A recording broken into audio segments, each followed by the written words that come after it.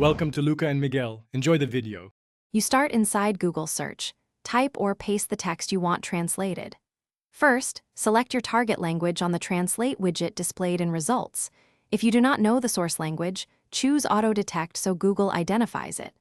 Once done, use the microphone or camera icons for spoken or visual input because they speed up capture and often give better context. Make sure you're signed in if you want history saved, and then review the brief translation preview that appears below the text field. Once you have a translation, refine it. Tap the speaker to hear pronunciation. This helps you learn cadence and tone. If the text is in an image, click the camera to translate instantly. For conversations, hit the microphone and speak.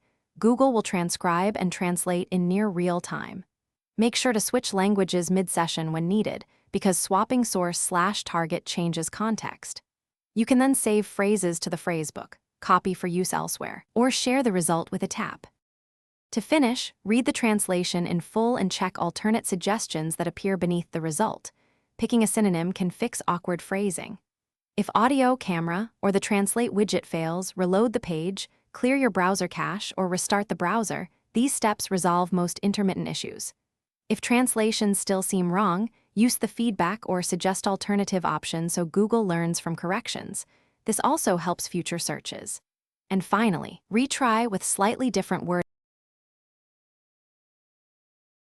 Thanks for watching and please subscribe. It's the best investment you'll ever make.